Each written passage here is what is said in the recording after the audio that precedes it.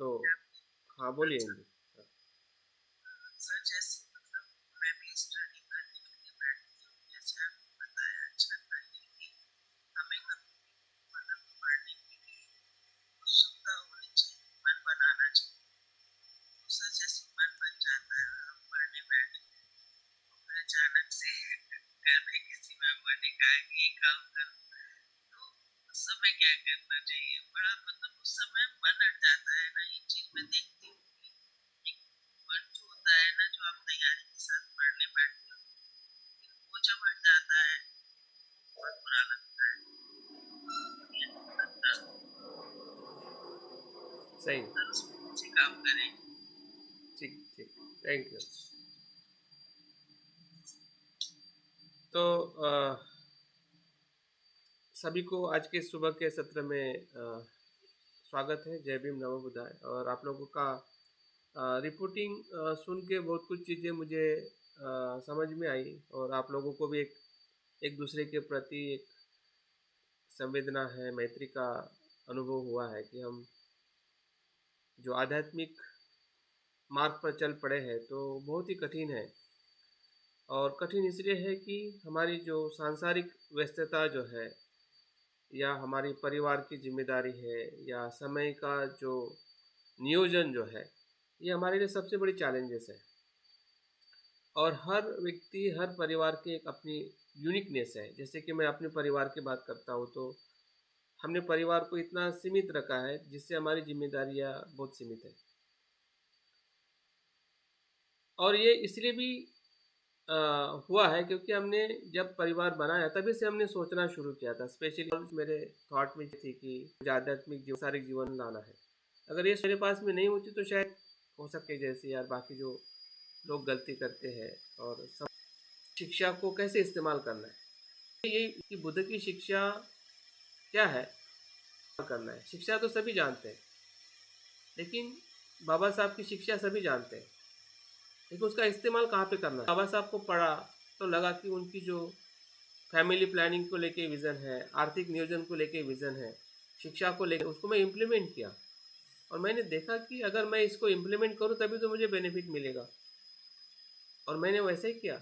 मैंने भले इंडिविजुअली बाबा साहब के फैमिली प्लानिंग को लेके कितने अवेयर है, लेकिन बाबा साहब बहुत अवेयर थे। और वो चीज़ मुझे जब आध्यात्मिक जीवन में मैं प्रवेश किया तो मुझे लगा कि सही में अगर आध्यात्मिक जीवन मेरा संतुलित अगर मुझे करना है तो फैमिली प्लानिंग पे मुझे अभी से काम करना पड़ेगा। फैमिली को एक्सपेंड करके कभी भी मैं आध्यात्मिक जीवन में उस ऊंचाई को नहीं जा सकता हूँ कि जो मुझे समझ में आ रही है। अगर समझ में नहीं आई है तो फिर तो जो संसार में जो दिखता है वही सच होता है। लेकिन जब आध्यात्मिक अगर हमें टच हो रहा है, हमें कुछ हम विज़न ले रहे हैं जीवन का, सम्यक दृष्टि अगर हमें कुछ दे रही है, तो सम्यक दृष्टि कहाँ पे इम्प्लीमेंट करें। हाँ, तो यही चीज़ है। तीन जगह पे जिस जिस कामचंद को लेके हम परेशान रहते हैं, तो कामचंद है क्या? बनते के अगर प्रवचनों में हम देखते हैं, उन्होंने 4 जगह पे कामचंद बताया, और वो समझने में बहुत सरल है। अगर उनके उस जगह पे अगर हम अपने आप को देखें या अपने भीतर उस जगह को देखें। हाँ, कामचंद की जब बात करते हैं, हाँ, तो बनते कहते हैं कि सबसे बड़ा कामचंद जो है, हाँ, वह है हमारा अब भोजन। हाँ, भोजन ही हमारा कामचंद है। उसके बाद में आता है धन, उसके बाद में आता है संपत्ति, उसके बाद में आता है पद, और सबसे यूनिक जो है उसको हम कहते हैं हमारी जो लव, एक दूसरे के प्रति जो आकर्षण है, हाँ, जिसको हम शारीरिक पति पत्नी का जो संबंध है। हाँ, सर एक बार कामचंद का ये जो कैटेगरी बताया आपने अभी, जैसे भोजन और क्या क्या है वो जरा फिर से बता दो। भोजन है, दूसरा है धन और संपत्ति, वो एक ही कैटेगरी में आती है। तीसरा है पद, और चौथा है सेक्स। वो भी नीड है हमारी। अगर हम पति पत्नी है या हमने संसार के तरफ जा रहे हैं, तो वही हमारी सबसे बड़ी डिज़ायर है, कामचंद है। लेकिन हम कभी भी उस जगह पे देखते ही नहीं हैं, समझते ही नहीं हैं कि वो क्या है। अगर वो नहीं समझोगे, नहीं देखोगे, तो हम कामचंद को कभी न्यूरन के रूप में समझ में आके भी समझ में नहीं आएगा। वैसे तो समझ में आएगा कि ये कामचंद है, लेकिन उस पे जब तक हम बैलेंस नहीं लाएंगे, बैलेंस का मतलब, क्योंकि वो सांसारिक ज़रूरत भी है और आध्यात्मिक वो अड़चन भी है, समझिए। वो सांसारिक ज़रूरत है और आध्यात्मिकता के तौर पे वो क्या है, बंधन है। और उस जगह पे आपको बहुत ठोस और निर्णायक और बहुत ही एक सॉलिड हमारी स्पष्टता होनी चाहिए कि फूड मेरे लिए क्या है, हाँ? उसका नियोजन क्या है, हम क्या खाते हैं, क्यों खाते हैं, कैसे खाते हैं, हुँ? क्या ज़रूरत है हमें फूड की, हम उसके लिए कितना समय इन्वेस्ट करते हैं और उसमें हमने कैसे बैलेंस लाना है। जब तक हम इन 4 चीज़ों में बैलेंस नहीं लाते हैं, तो ये न्यूरन हमेशा न्यूरन बना रहेगा, कभी छूटेगा नहीं। अगर छूटेगा नहीं तो हम अंदर कैसे प्रवेश करेंगे? हाँ, अगर वो छूटेगा नहीं, हाँ, जो उपचार समाधि क्या कहती है कि भई 5 न्यूरॉन को शांत होने से मन उपचार समाधि में जाता है, और जब उपचार समाधि में जाके ही मन अर्पणा समाधि में जाके वो सम्यक समाधि को प्राप्त करता है। या पहली, दूसरी, चौथी, तीसरी, चौथी जो ध्यान की अवस्था है, वो उपचार समाधि के बाद आती है। तो उपचार समाधि का सीधा और सरल अर्थ है कि 5 न्यूरॉनों को शांत करना।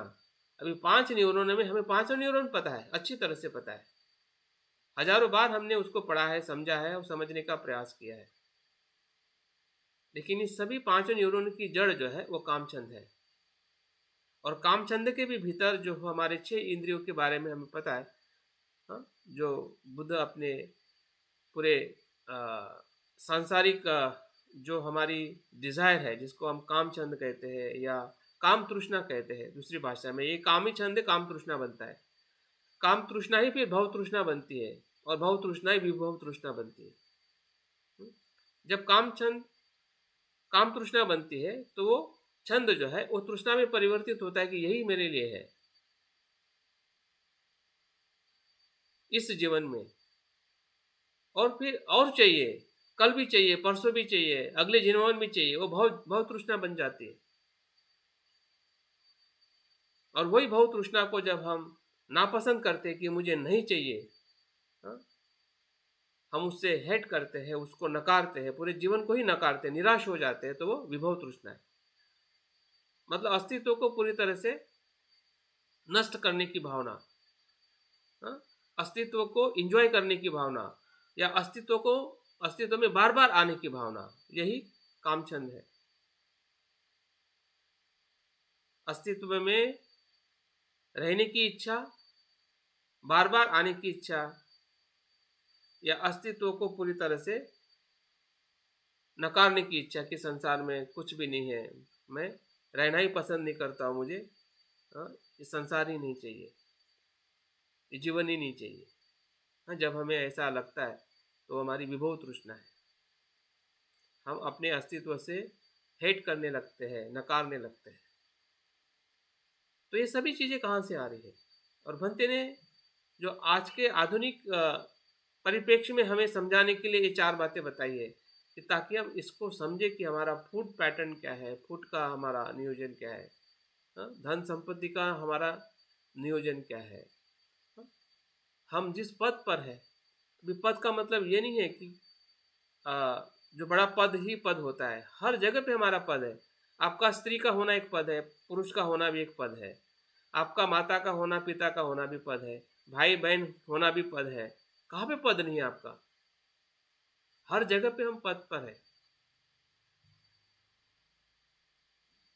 या आप जिस भी पद पे आप जॉब कर रहे हैं, या धर्मचारी भी एक पद है अगर देखा जाए तो, अगर उसको उस अर्थ से देखें तो वो पद है, हाँ? तो हर जगह पे पद है, और पद जहाँ पे आता है वहाँ पे अहंकार आ जाता है। पद का मतलब एक प्रकार से ईगो, स्त्री होने का ईगो, पुरुष होने का ईगो, हाँ, पिता होने का ईगो, माता होने का ईगो, मतलब कहाँ ईगो नहीं है, वो पद में है, लेकिन जरूरी भी है। आप माता पिता बनते हैं तो वो सुखदायक भी है। तो हमारा संतुलन होना चाहिए कि ये पद मेरे लिए क्या है। मुझे धन चाहिए, मुझे ऐसा नहीं कि हमें निर्धन होना है। बाबा साहब ने, बुद्ध ने, हमें संपत्ति चाहिए, लेकिन किस स्रोत से चाहिए, हाँ? उस धन का हम क्या इस्तेमाल करने वाले हैं अपने लिए, औरों के लिए। हमें धनवान होना है, गरीब नहीं रहना है, लेकिन वो धन का संतुलन होना चाहिए। आपकी जो इनकम है, आपका इन्वेस्टमेंट है, हाँ? आपकी ज़रूरत है, उसका इस्तेमाल है, वो सब चीज़ें ज़रूरी है। अगर जब तक हम उस जगह पे सोचेंगे नहीं, समझेंगे नहीं, और उसका किस प्रकार से उपयोग करके वो न्यूरन ना बने, हाँ? उसमें रहते हुए भी वो न्यूरन ना बने, इसका जो ज्ञान है या उसकी जो जागृति है, यही हमारे आध्यात्मिक जीवन की एक टर्निंग पॉइंट है। यही से हमारा आध्यात्मिक जीवन आगे बढ़ता है। फिर वो हम ध्यान कर रहे हैं या नहीं कर रहे हैं, वो मैटर नहीं है कि हम ध्यान कितना कर रहे हैं। मैटर ये है कि हम आध्यात्मिक जीवन में हम प्रवेश करने में कितने अनुकूल हो रहे हैं। और आध्यात्मिक जीवन जितना ध्यान में आधा घंटा, एक घंटा हम ढूंढते हैं, उससे कहीं गुना हमारा आध्यात्मिक जीवन, जब हम खा रहे हैं, पी रहे हैं, बोल रहे हैं, चल रहे हैं, या हमारी जो सांसारिक रिस्पॉन्सिबिलिटी है, संबंध है, हाँ? धन का आयोजन करना है, हाँ? पथ में रहना है, हम्म? हमारी जो डिज़ायर है, एक दूसरे के प्रति आकर्षण है, ये सभी बातों को ध्यान हमें देखना पड़ेगा, समझना पड़ेगा कि कहाँ पे हमारा संतुलन तो नहीं होता है। तो यही जो 4 प्रकार के जो बनते जिन्हें बताए हैं, वही न्यूरन में आ जाते हैं। न्यूरन और कुछ नहीं है। इसका मिसमैनेजमेंट या इसको सही तरीके से नहीं देखना और स्वीकार नहीं करना और उसकी जिम्मेदारी नहीं लेना,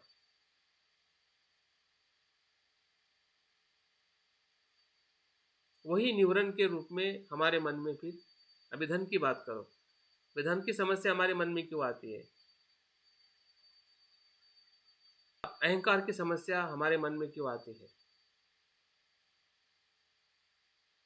जबकि हम ध्यान कर रहे हैं। वहाँ पे ना पद है ना धन है, क्योंकि धन की जो हमारी समस्या है, हाँ, या भोजन के लिए जो कुछ भी हम खाते हैं, पीते हैं, हाँ, उसके प्रति जो हमारी नासमझी है, हाँ, वही हमारे मन के भीतर एक न्यूरन के रूप में आते रहते, पता नहीं चलता है। और ध्यान के अंदर हमारे पास में आधा एक घंटा होता है, वहाँ पे क्या पता करोगे और कितना उस पर काम करोगे। हर रोज हमारे मन में आता है, हर रोज हम काम करते हैं और थक जाते हैं, क्योंकि हमें ये पता नहीं चल रहा है कि ये काम छंद का रूट, हाँ, बनते के इस 4 बातों पर है। अगर हम खुली आंखों से, समझदारी से, हाँ,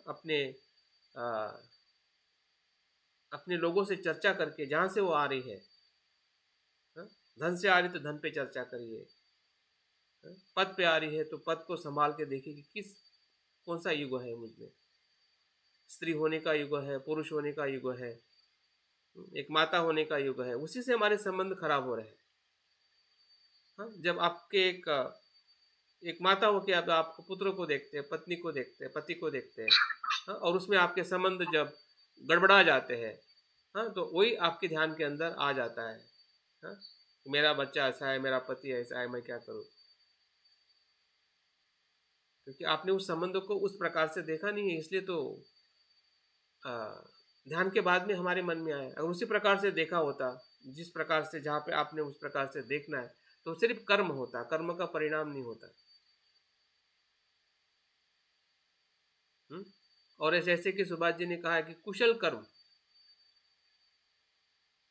हमारे लिए बंधन क्यों क्यों होता है। अभी हम सभी तो कुशल कर्म कर रहे हैं। आप धन अच्छी तरह से कमा रहे हैं, हाँ?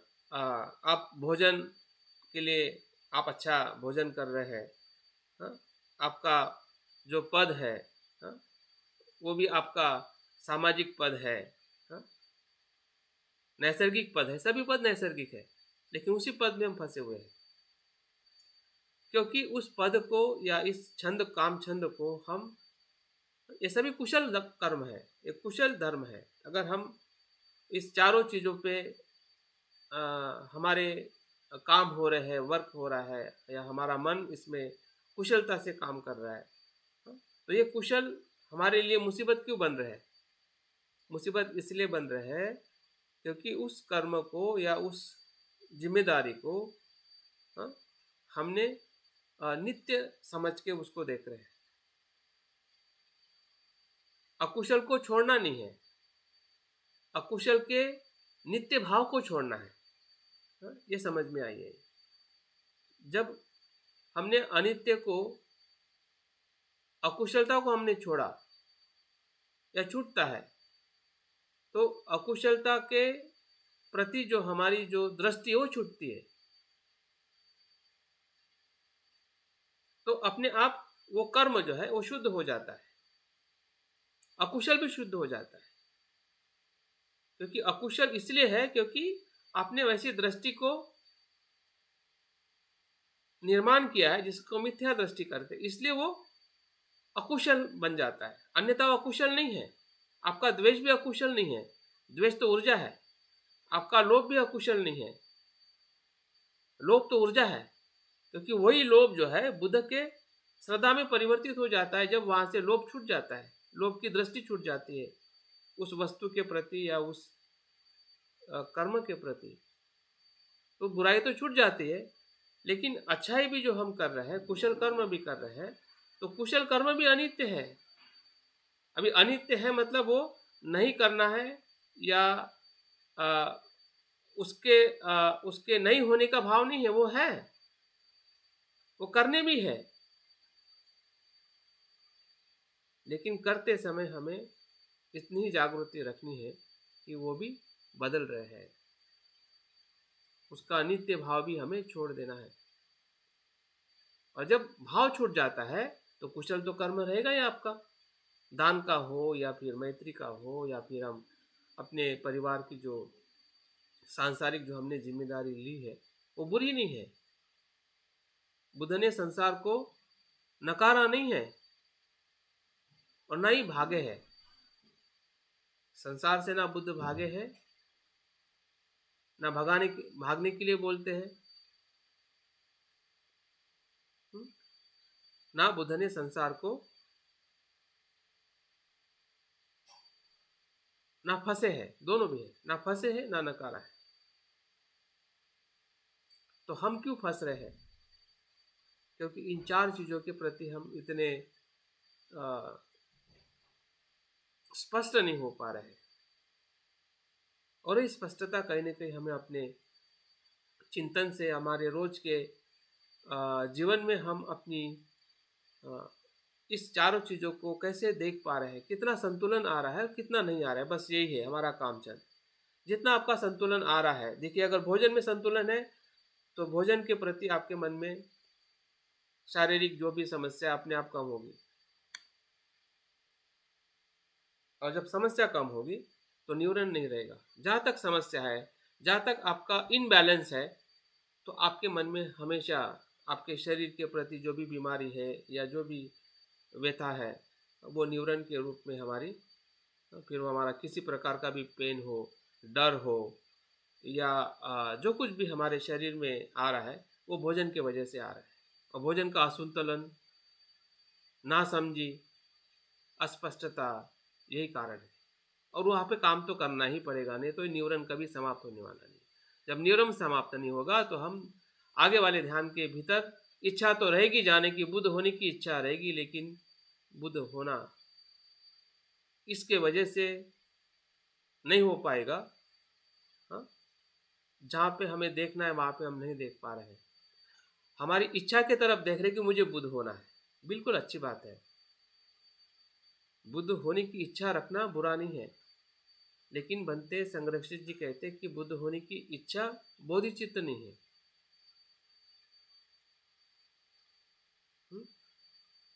इच्छा होना बोधिचित्त नहीं है, बोधिचित्त कुछ अलग है उससे। जो हम होना चाहते हैं वो इच्छा मात्र से भी नहीं होता है, क्योंकि वो हमारा स्वभाव ही है, इच्छा रखने से भी नहीं होगा। लेकिन वो स्वभाव तब विकसित होता है कि जब ये स्वभाव को हम पहचानेंगे, यहाँ से हम मुक्त होंगे। हाँ, इस काम छंद के स्वभाव से मुक्त होना ही बोधिचित्त के स्वभाव को विकसित करना है। एक तरफ हम ये होना चाहते हैं और एक तरफ हम ये समझना नहीं चाहते हैं, और इसमें संतुलन नहीं लाना चाहते हैं। देखो, संसार से मुक्त होना दो चीज़ों पे आधार है कि संसार में हम कहाँ फंसे हैं ये समझना है, और उस संसारिक उस जिम्मेदारी का संतुलन बनाना है, और कुछ नहीं। क्योंकि आप उससे भाग नहीं सकते हैं। आप भोजन से भाग नहीं सकते हैं, आप धन से भाग नहीं सकते हैं, हाँ? आप पद से भाग नहीं सकते हैं। सभी पद की हमारी एक गरिमा है, एक मनुष्य स्त्री होने की गरिमा है, पुरुष होने की है, माता पिता, हाँ? ये सभी महत्वपूर्ण जिम्मेदारी है। आप आध्यात्मिक जीवन के नाम से इसे भाग नहीं सकते, और बुद्ध ने भागाना नहीं सिखाया है। बुद्ध ने उस मध्यम मार्ग को बताया है कि भाई आप आपके, हाँ, पारिवारिक संसारिक, और भंते ने भी इसलिए तो ये संघ बना है। जो संघ ऐसा बुद्ध के समय था कि आपका शरण गमन महत्वपूर्ण है, हाँ, आप भिक्षु हो या नहीं हो ये महत्वपूर्ण नहीं है। इस संतुलन को भंते ने इस संघ के माध्यम से फिर से वापस ला के दिया, क्योंकि बीच में ये छूट गया था। हाँ, पूरे बौद्ध आंदोलन में एक ही बात चल रही थी कि सिर्फ जब तक आप चिवर लेते नहीं हैं, जब भिक्षु नहीं बनते, तब तक आप श्रोतापन्न भी नहीं हो सकते। उपासक उपासक ही रहेंगे, वो अपने कुशल कर्म कर सकते हैं, और कुशल कर्म का उनको इस जीवन में और आने वाले सदगति में उसको लाभ मिलेगा। यही तक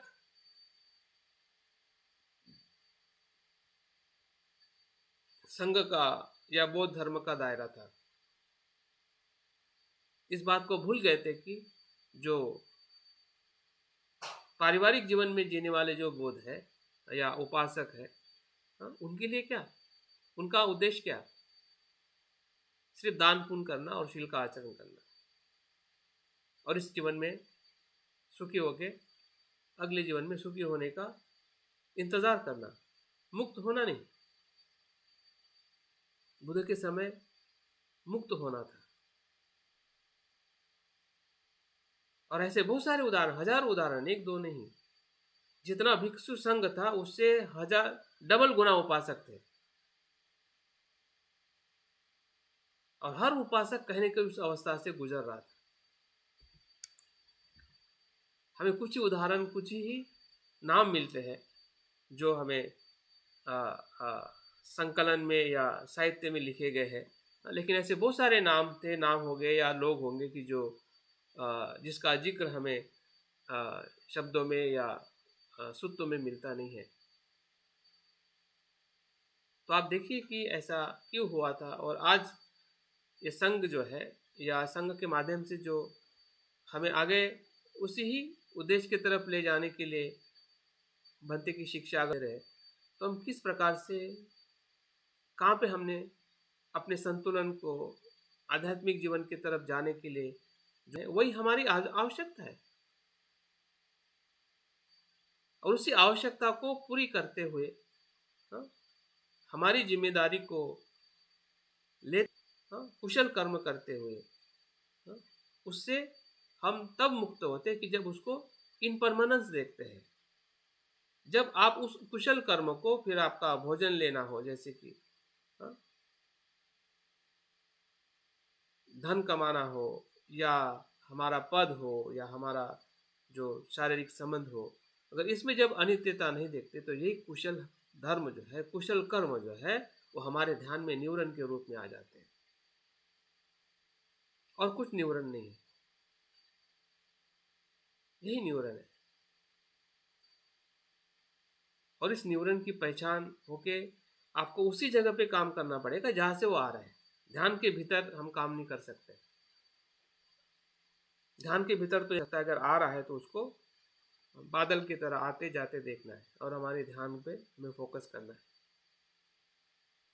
बाकी के जितने भी उपाय हैं, बनते ने बताया है कि उसका दुष्परिणाम देखो, उसका पॉजिटिव साइड देखो, अगर नेगेटिव कुछ है तो, हाँ? या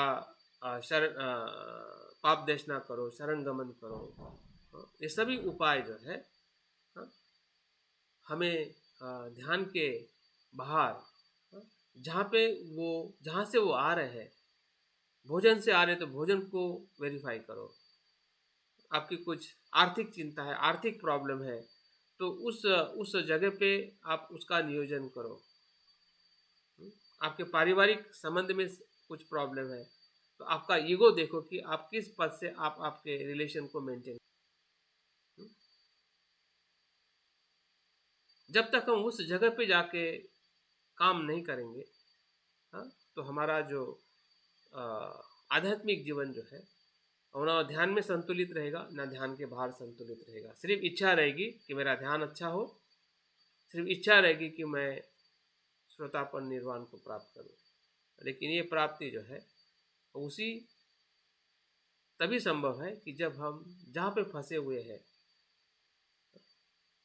और जहाँ से हमें बाहर निकलना है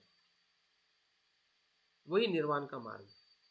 हम इसी में फंसे हुए हैं क्योंकि इसी में हमारा जन्म हुआ है, हाँ? और बुद्ध कहते हैं कि हमारी ज़रूरत ही तृष्णा बन जाती है, वही संसार है। जब तक ज़रूरत रहती है संसार नहीं है।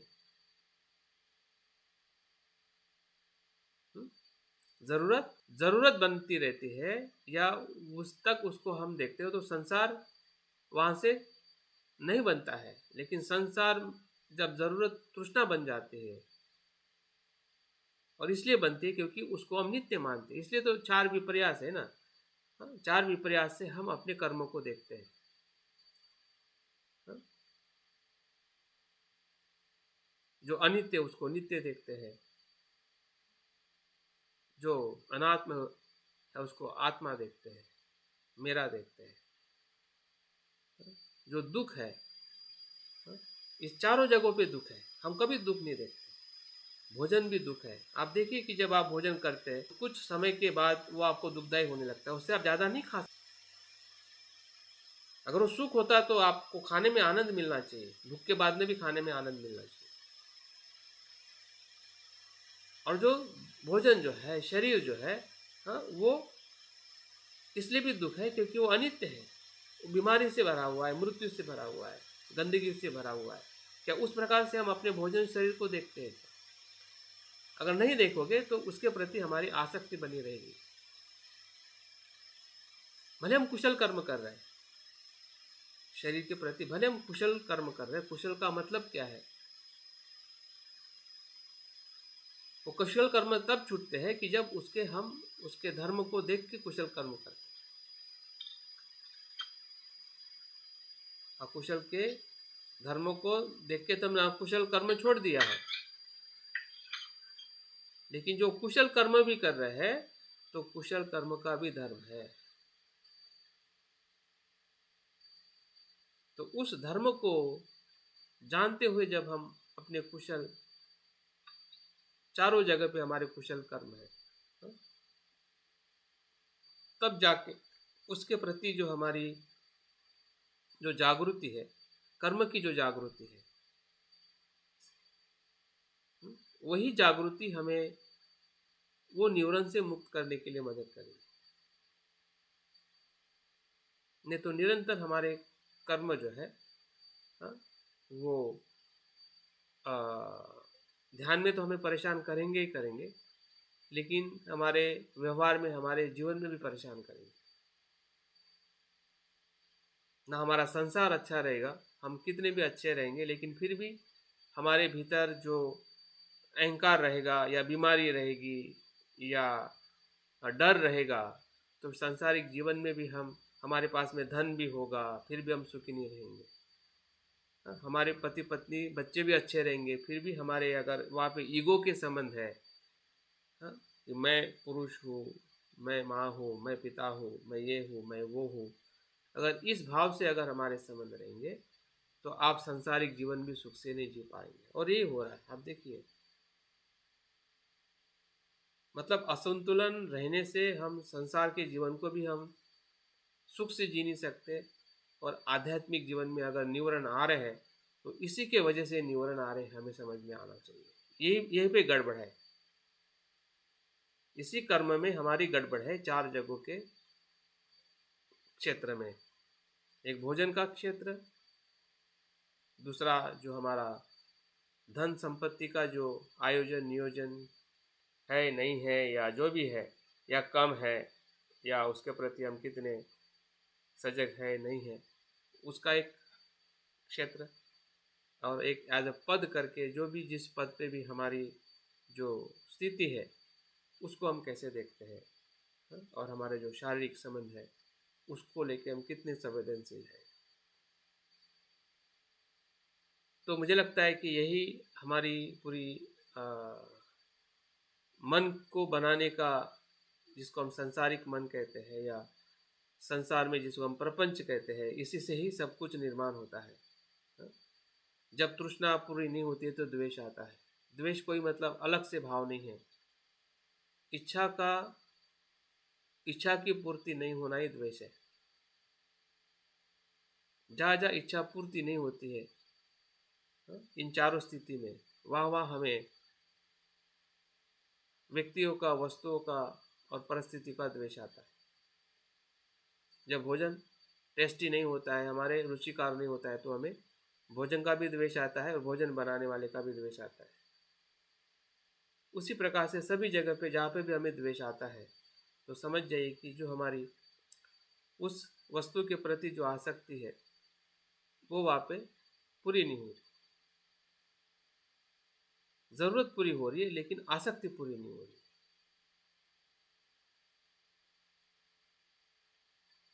तो समझ जाइए कि उसी प्यूरिफाई करना है, और इसलिए हमें सम्यक दृष्टि की ज़रूरत है।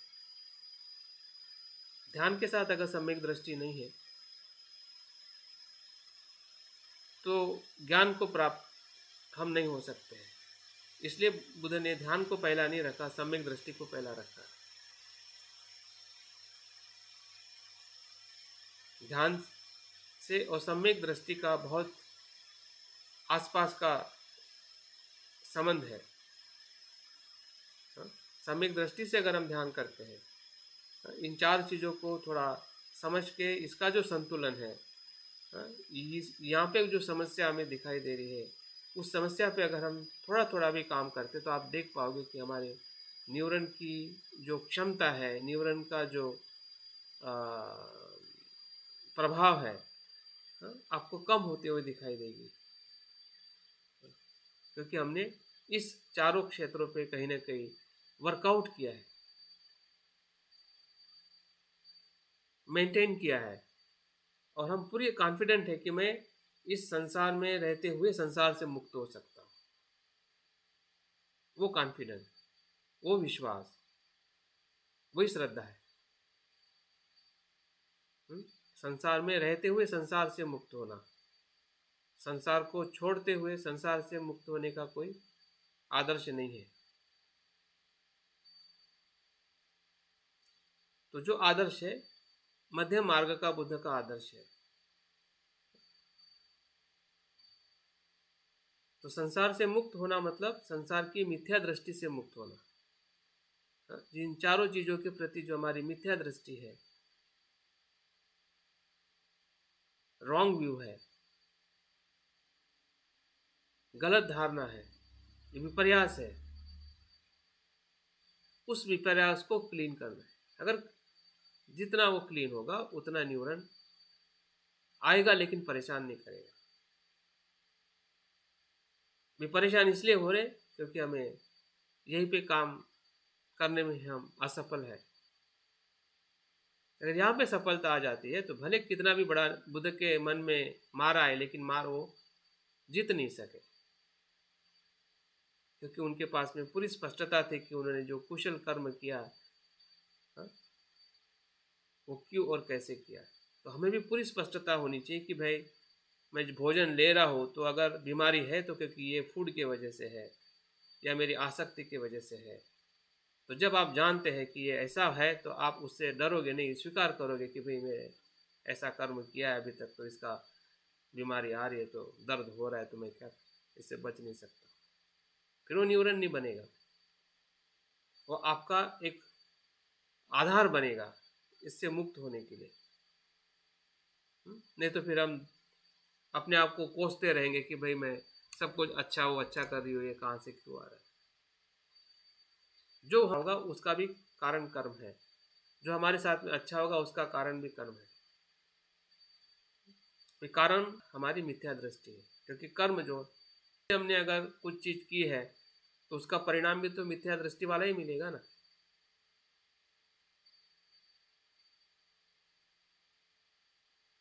तो उसको अगर स्वीकार कर ले और वैसे हम थोड़ा कर्म के उस सम्यक दृष्टि से कर्म करें, सम्यक दृष्टि से देखें उस जगह को, उस हमारे जहाँ से ज़रूरत भी है और वहाँ से तृष्णा भी निर्माण होती है, तो कर्म तो रहेगा लेकिन उसका वो परिणाम नहीं रहेगा जिस प्रकार से हमें पहले के कर्म का परिणाम अभी मिल रहा है। निवरण क्या है? एक प्रकार से हमारे पूर्व के किए हुए कर्मों का परिणाम है।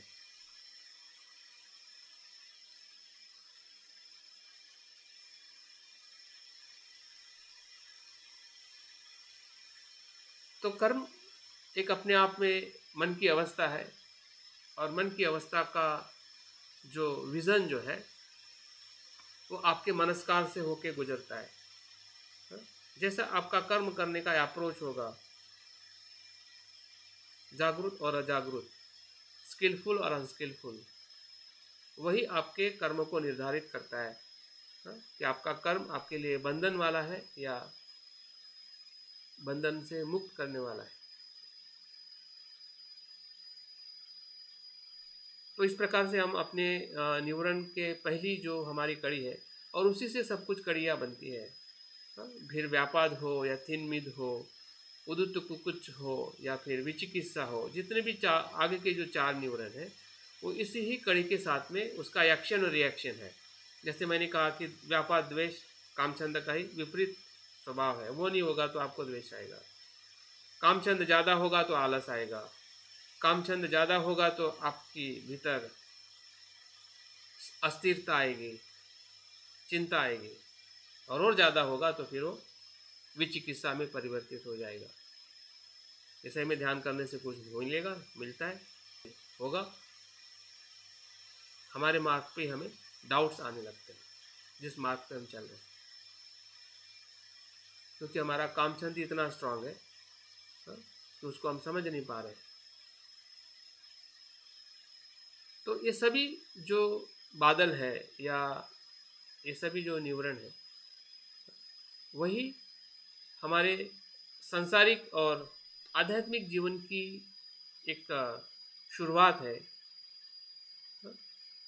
कि हमारी शुरुआत भी इसी से होती है, हमारा जन्म भी इसी से हुआ है, हमारा नर्सिंग भी इसी से हुआ है, और अभी तक जो हमारी पढ़ाई भी जो इसी के लिए हुई है। संसार संसार में रहते हुए संसार से मुक्त होने की पढ़ाई नहीं हुई हमारी, हमें किसी ने पढ़ाया नहीं कि संसार में रहते हुए संसार से मुक्त कैसे रहना है, होना है।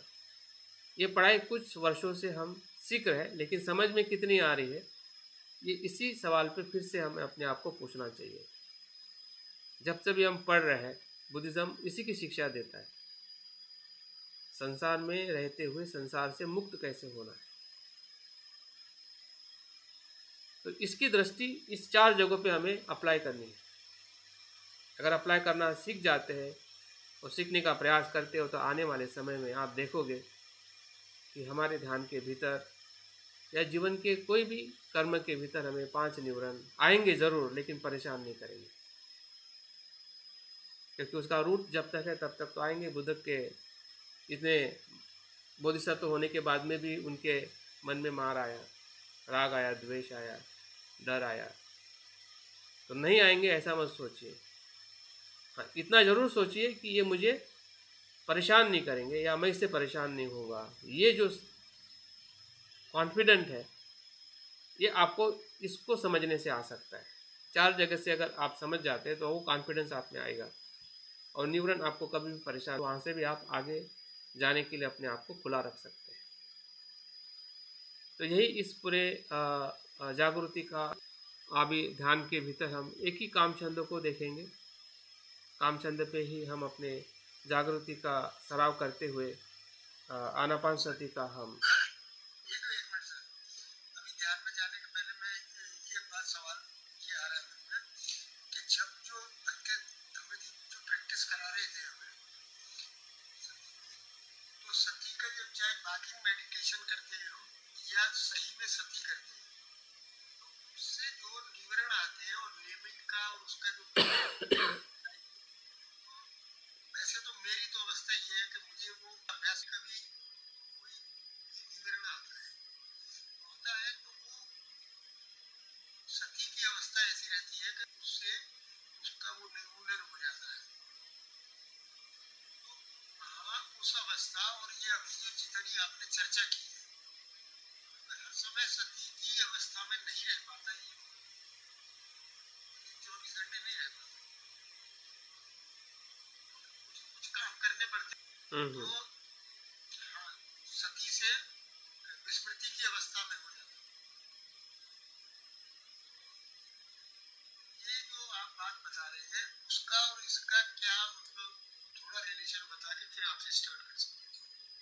नहीं, इसका रिलेशन तो है ही ना, क्योंकि हम जब विस्मृत रहते हैं तो हमारे कर्म इसी 4 जगह पे ही होते हैं। ठीक है, एक तो आपका भोजन का क्षेत्र होगा, या फिर आपका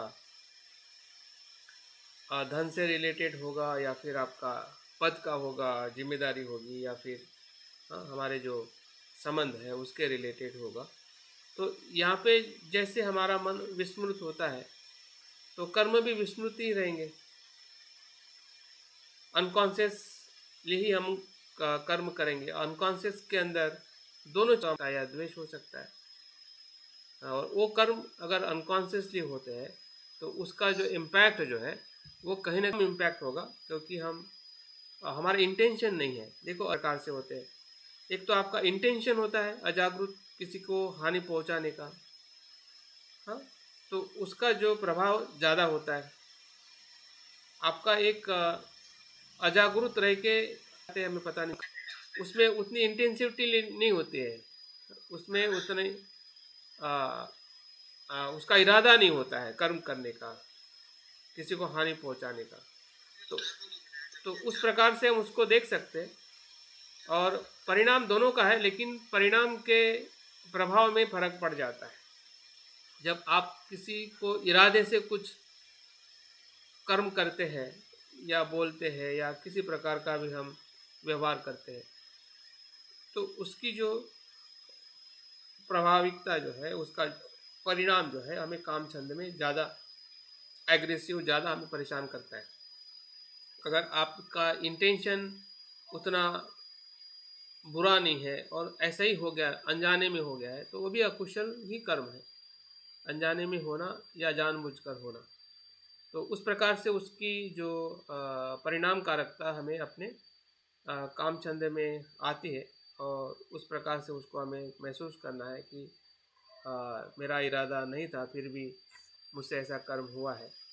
हाँ, तो अगर हम पहचानते हैं तो नेक्स्ट टाइम या जब हम ऐसा व्यवहार हमसे होगा या होने की संभावना रहेगी तो सजगता से वहाँ पे काम कर सकते हैं, या हमारी वो कॉन्शियसनेस वहाँ पे हेल्प कर सकते हैं कि इस प्रकार से हमने कर्मों को चेंज करना है, ताकि हम हमारे जो कुशल परिणाम जो है वो हमें काम छंद में लेके न जाए। ध्यान की तरफ आगे बढ़ते हैं। अपनी बैठक को आप ठीक कर लीजिए। ध्यान के सराव में हमें आनापान सति के अभ्यास का सराव करना है। अपनी बैठक को ठीक करते हुए धीरे धीरे शरीर को शांत और स्थिर करें। देखें कि हम ध्यान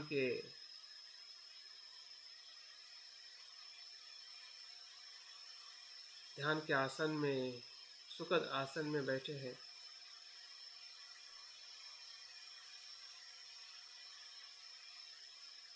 जिसमें हमारा शरीर स्थिर है, शांत है, तनाव मुक्त है, सर से लेके पाँव तक हर एक अंग शीतल, शांत और ध्यान के लिए तैयार है। हमारी आंखें भी तनाव से मुक्त, हमारे चेहरे पर ध्यान का आनंद अनुभव करें।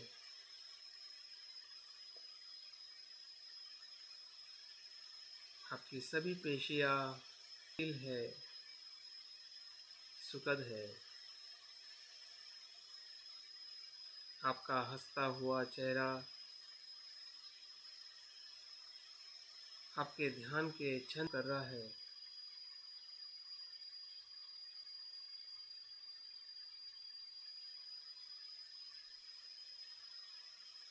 हमारा इरादा, हमारी इच्छा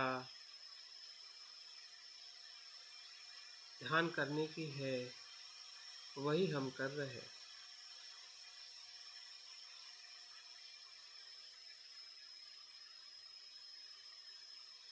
जो हम कर रहे हैं वही सोच रहे हैं, और जो सोच रहे हैं वही हम कर रहे हैं।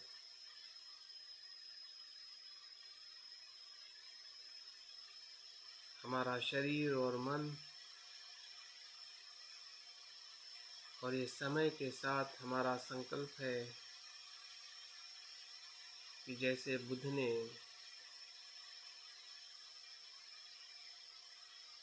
इसी सजगता के ध्यान से उन्होंने सत्य को अनुभव किया है, वैसे मैं भी करूं, या संसार के सभी लोग प्राप्त करें।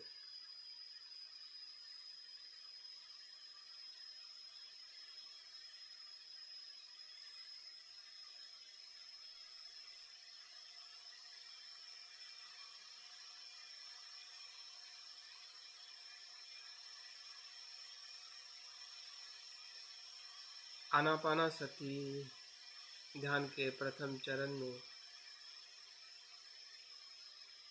सांस का अनुभव लीजिए। भीतर जाने वाली सांस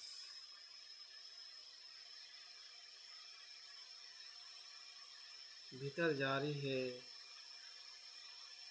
और मन की आंखों से देखिए और जानिए।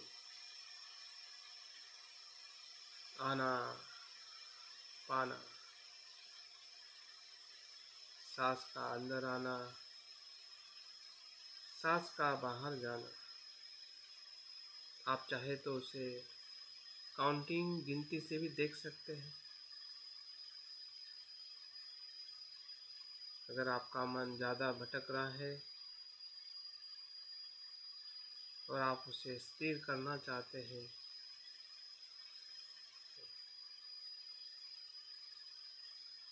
अगर सिर्फ सांस को देखें, नाभि के गहराई तक जा रहा है और उसी गहराई से नाक से बाहर आ रहा है। उसके प्रवेश द्वार को और उसके अंत को अनुभव करें, जहाँ से वो प्रारंभ हो रहा है और जहाँ उसका अंत हो रहा है। फिर से अंदर से प्रारंभ हो और बाहर उसका अंत हो रहा है। प्रारंभ और अंत आते जाते सांस में सजगता से देखें। जैसे जैसे हम देख रहे हैं, वैसे वैसे मन का भटकाव शांत हो रहा है।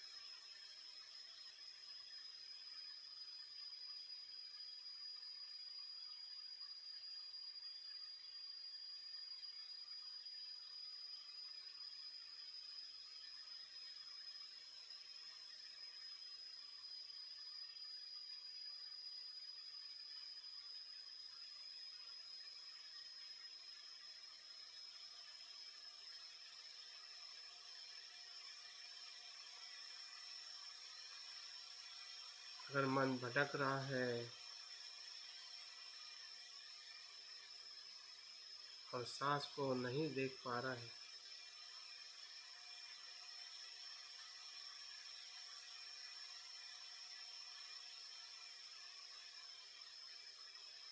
तो भटकाव के न्यूरॉन को पहचानिए।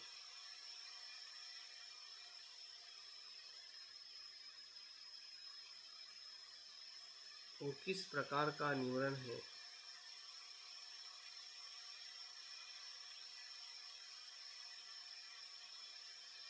किस प्रकार का काम छंद है, सिर्फ पहले पहचानिए और फिर से सांस की तरफ वापस आ जाइए।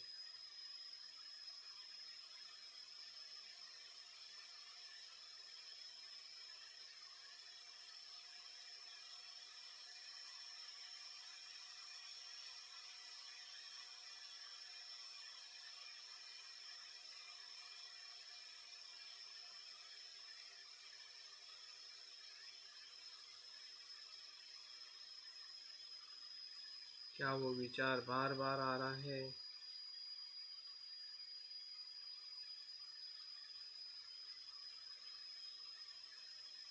उस विचार, उस कामचंद का भाव देखिए, किस स्वरूप का कामचंद है।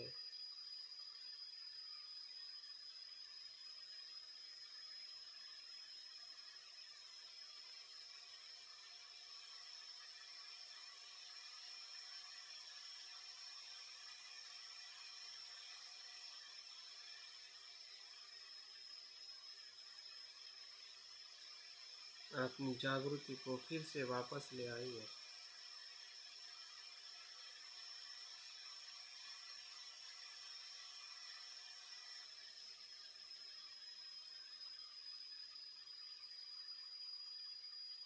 यहाँ पे एक हमारा संतुलन बन रहा है। हम अपने काम छंदों को भी समझ पा रहे हैं और साथ में ही हम अपनी सांस के स्मृति का भी सराव करते जा रहे हैं।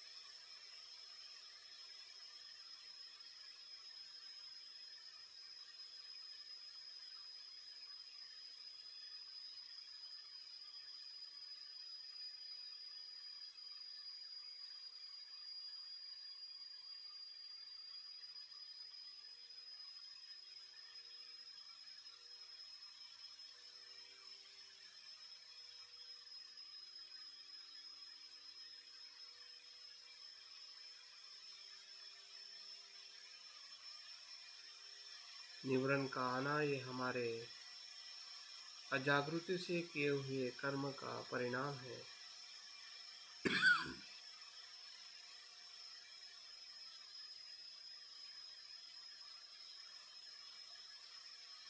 और सांस को देखना ये जागृति का वर्तमान का कर्म है।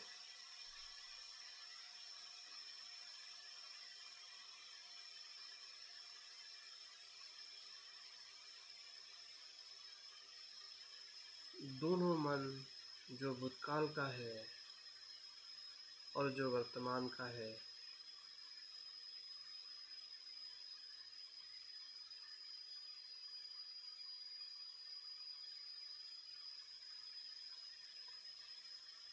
हम दोनों मन को स्पष्टता से देख पा रहे हैं।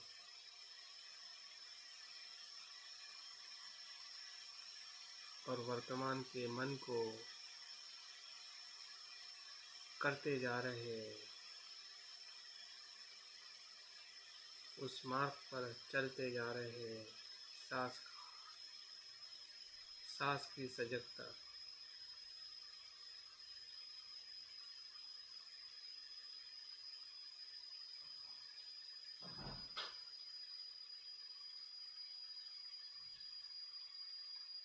देखिए, यही सजगता हमें और गहराई में ले जाने के लिए मदद करती है। सांस के गति का अनुभव करें।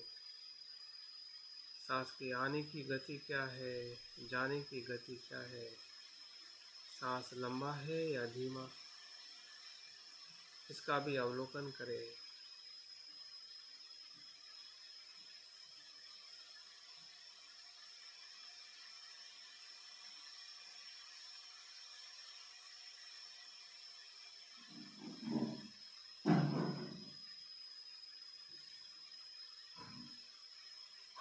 जैसे हमने सांस के प्रारंभ और अंत को देखा है, उसका प्रारंभ कहाँ से होता है और अंत कहाँ पे होता है,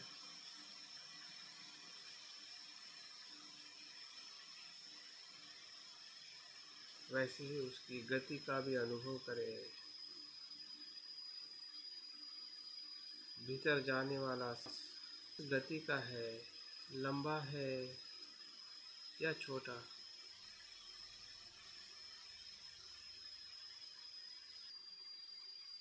और जैसा दिख रहा है वैसा ही जाने।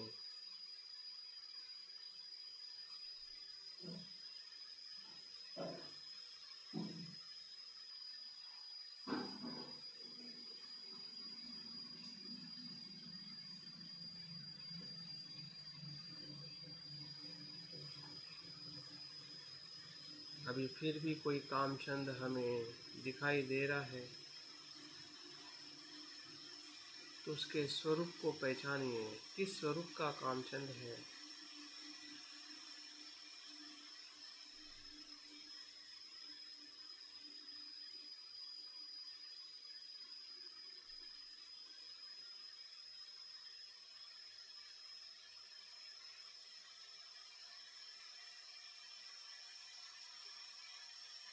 क्या हमारे या पारिवारिक संबंध की चिंता है।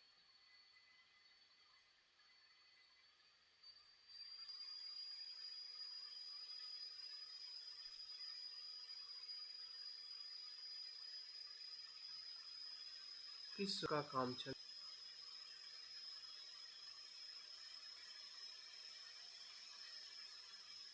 उसके स्रोत को पहचानिए। हमारे 6 इंद्रिय है, वही उसका स्रोत है।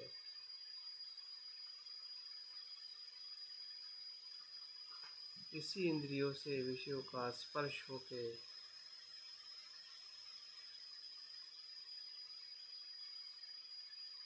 हमारी सभी ज़रूरतें पूर्ण करते हैं। और वही ज़रूरत तृष्णा में परिवर्तित हो जाती है।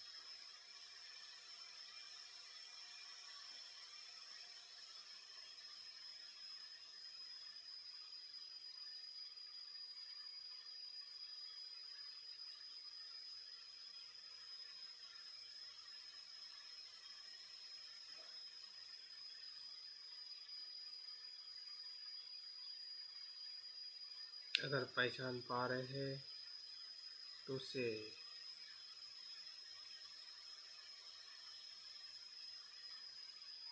पहचानने का आनंद लीजिए कि हमने पहचान लिया है, क्योंकि हमारी जागृति है जिसके कारण हम उसे पहचान पा रहे हैं। अपने आप का शुक्रिया करें कि मेरे काम छंद के स्वरूप को मैंने जाना है।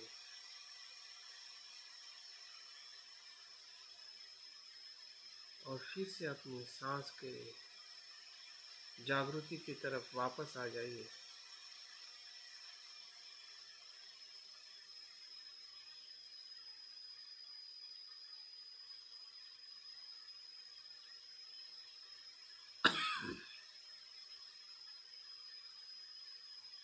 जैसे जैसे हम सांस को जानते हैं वैसे वैसे हम अपने काम छंद के स्वरूप को भी जानने लगते हैं।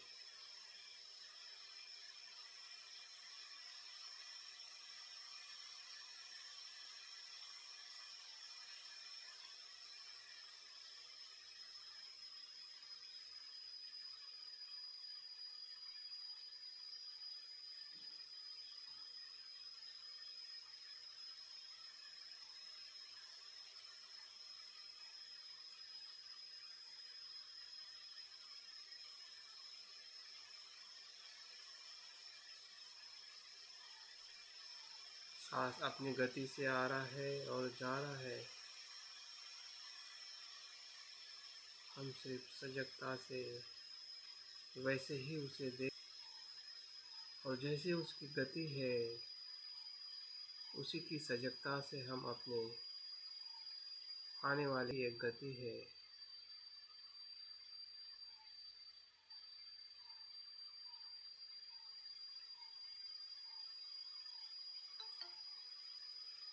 आना और जाना।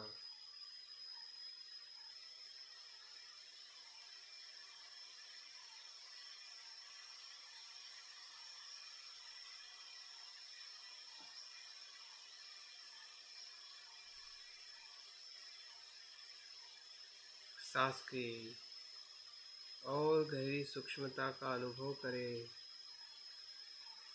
उसकी व्यापकता का अनुभव करें।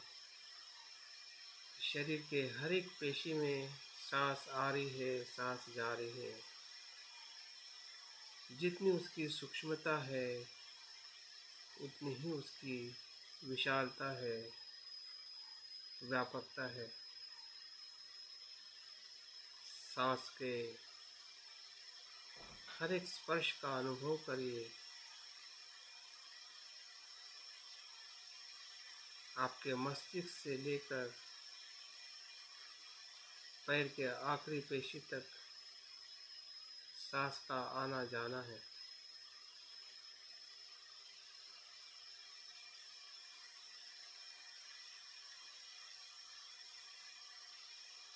फिर वो हमारी हड्डियां हो, रक्त हो,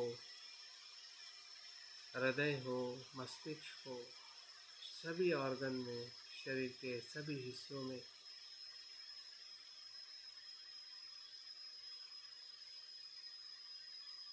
हर एक पेशियों में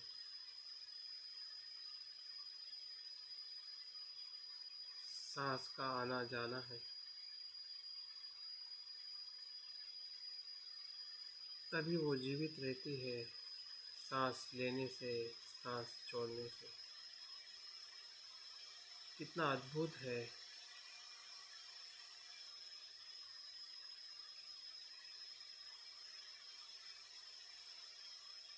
यही सत्य है।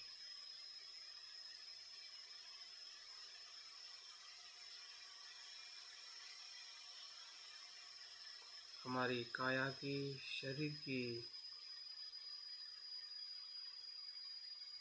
क्षण भंगुरता एक क्षण का जीवन है। एक क्षण में हजारों, लाखों, करोड़ों पेशियां जन्म लेती है और मृत होती है। मरना, जन्म लेना, जन्म लेना, मरना, ये हर एक क्षण में घटित हो रहा है। इसे क्या हम शरीर से सजग हो रहे हैं? जगता ही हमारी हमारे सुख का मार्ग है, बुद्धत्व का मार्ग है।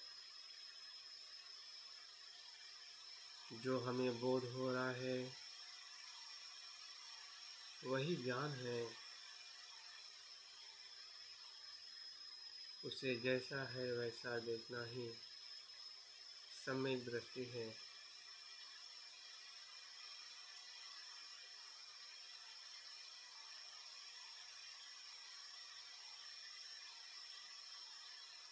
सांस ही शरीर है और शरीर ही सांस है।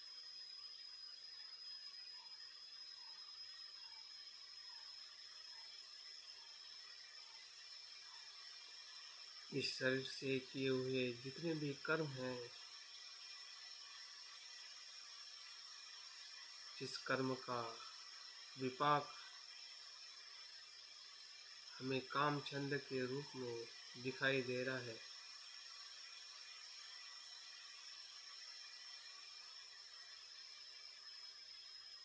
उसके धर्म को भी हम देख रहे हैं कि वो अनित्य है।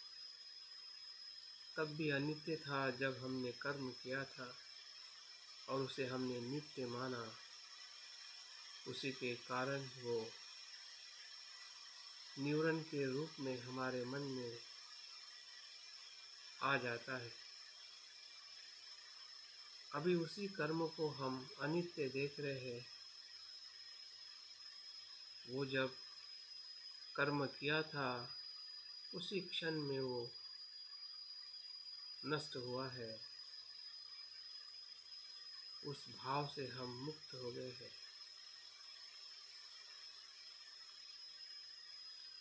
तो कर्म तो रहा है, लेकिन कर्म का बंधन से हम मुक्त हो गए। तो कामचंद पूरी तरह से डिसअपियर हुआ है। जैसे कि बादल अभी तक थे, अभी पूरे बादल सूर्य के प्रकाश से, जागृति के प्रकाश से चले गए हैं।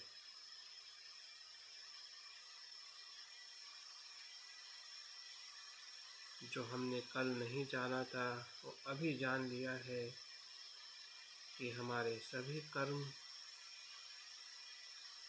इसी शरीर की ज़रूरत से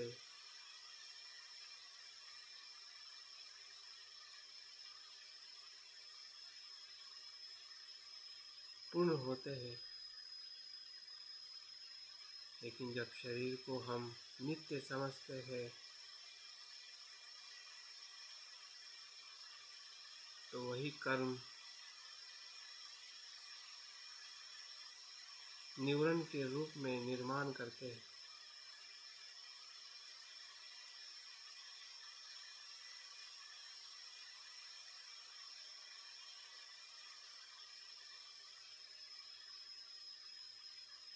और हमें ध्यान में अवरोध, रुकावट होते हैं। अभी हमने देख लिया है कि हमारे सभी कर्म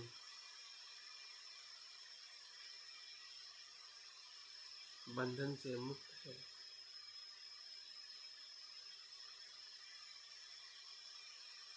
क्योंकि जब सांस ही शरीर है और शरीर ही सांस है, इसकी सजगता हमें हो रही है। यही सच है, जो कल भी सच था, आज भी है और कल भी है। इस सजगता के ज्ञान पर विश्वास रखें।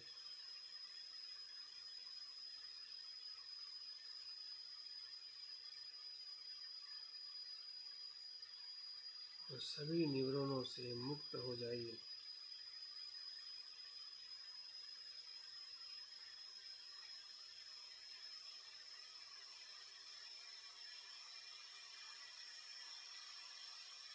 निवरण तब तक ही रहता है जब तक उसका कारण है,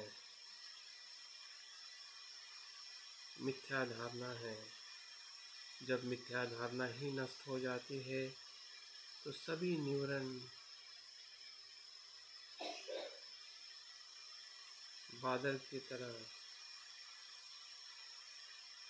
विलीन हो जाते हैं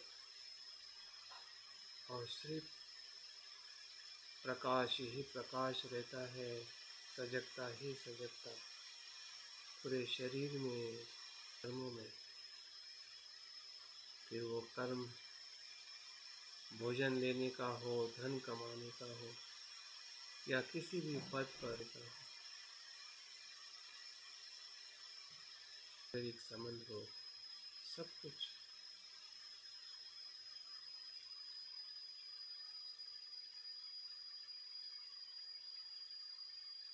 शुद्ध हुए हैं।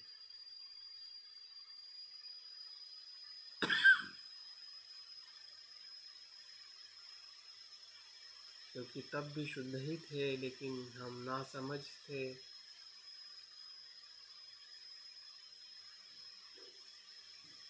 अभी समझदार हुए हैं।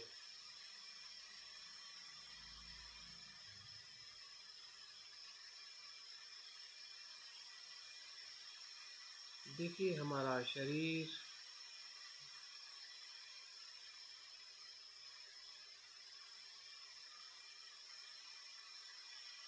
क्षण प्रति क्षण सांस की तरह अनुभव हो रहा है। कुछ भी ठोस नहीं है।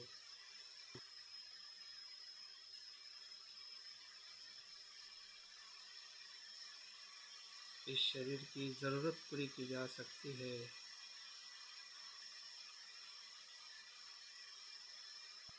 मुक्त हो गए हैं।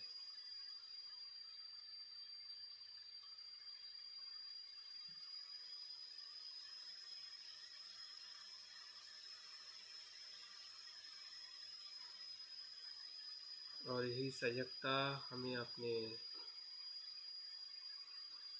विमुक्ति की तरफ ले जाने वाली है। अगर शरीर से हम मुक्त हैं, अनासक्त है, हमारे सभी सांसारिक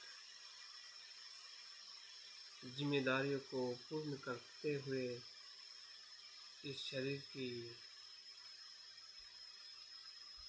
सजगता का आनंद ले रहे हैं,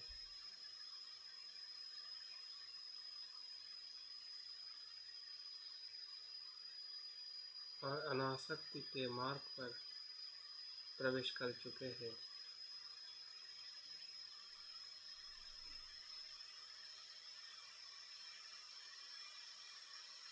आसक्ति के भ्रम से मुक्त होना ही अनासक्ति है।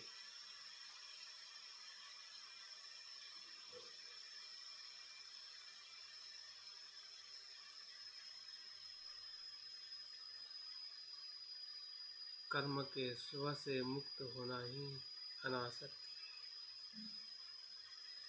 कर्म है, कुशल कर्म है, लेकिन इस कुशल कर्म में ना मैं है ना मेरा है, क्योंकि वो अनित्य है, अनात्म है।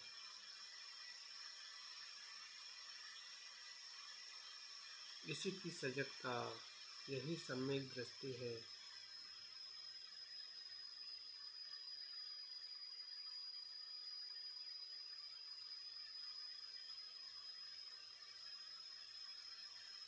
जो हमें यथाभूत दर्शन की तरफ ले जाती है। जैसा शरीर है वैसी ही वेदना है, विचार है, धर्म है। जैसा मेरा शरीर और मन है, वैसे ही सभी का शरीर और मन इसी तरह मुक्त है। अज्ञान के कारण वो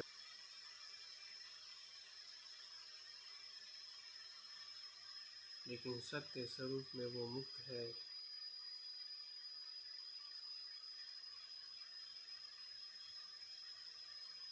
सभी में मुक्ति का अनुभव है, क्योंकि अनित्य है, अनात्म है।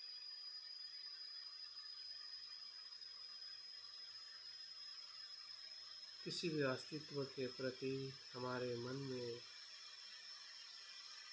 ना द्वेष है ना आसक्ति, सिर्फ मैत्री ही मैत्री है।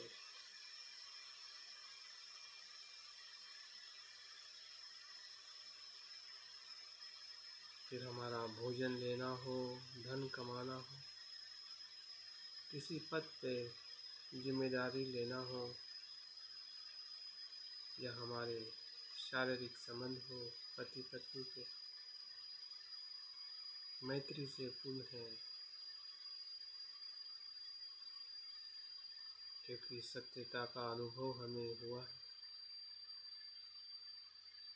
हमें भी निर्वाण के भरा है,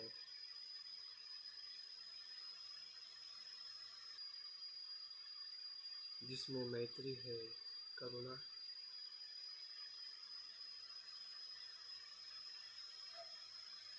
कुशल ही कुशल है, शुद्ध ही शुद्ध है। बुद्ध ही बुद्ध है, शुद्ध ही शुद्ध है।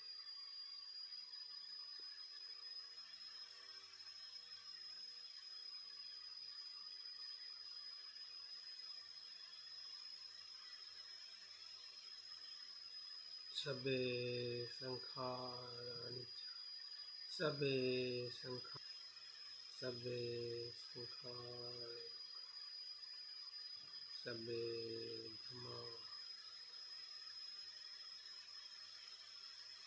सबे सता सुखी होंगे सबे सता सुखी होंगे सबे सता सुखी।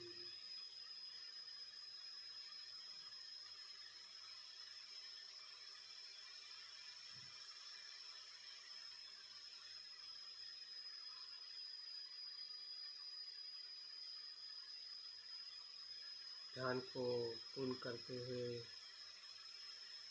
अपने स्वयं का अवलोकन करें।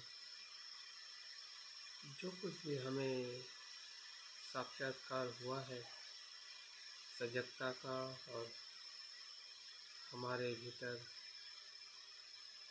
जो भी कामचंद का स्वरूप है उसे पहचानिए।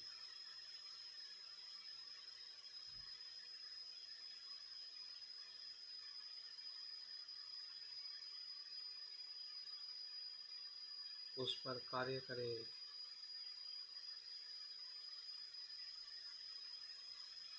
जिसमें संतुलन बनाए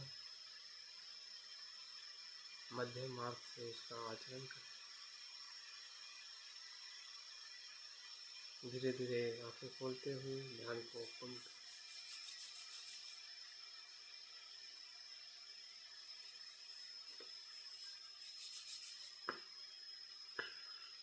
बहुत बहुत धन्यवाद। मुझे लगता है कि ज़रूर इस ध्यान से बोध हुआ होगा। जैसे ग्रुप में शेयर कर सकते हैं। Thank you very much.